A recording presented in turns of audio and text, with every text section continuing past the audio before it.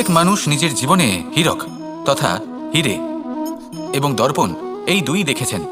এই দুই হলো সাদা এবং এরা দুজনেই আলোর প্রতিফলন ঘটায় এবং এরা দুজনেই উজ্জ্বল হয়ে ওঠে।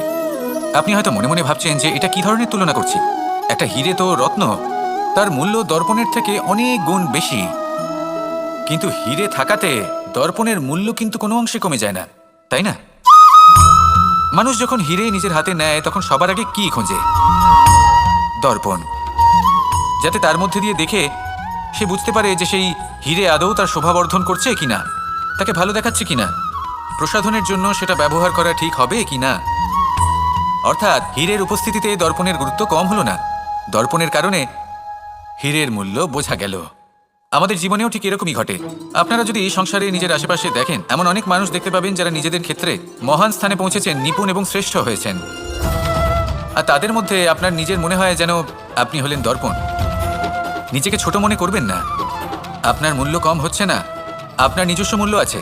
আর যদি আপনার অস্তিত্ব না থাকে তাহলে ওনাদের অস্তিত্বের মূল্য সংসার বুঝতেই পারবে না। জীবনে সবসময় চেষ্টা করবেন যাতে আপনি আরও বেশি শ্রেষ্ঠ হয়ে উঠতে পারেন। আপনি নিজে যে স্থানে আছেন সেটাকে ছোট মনে করবেন না, তারও নিজস্ব একটা মূল্য আছে। যদি আপনি হীরে হয়ে থাকেন তাহলে অহংকার করবেন না, যদি আপনি দর্পণ হয়ে থাকেন তাহলে নিজেকে ছোট মনে করবেন না।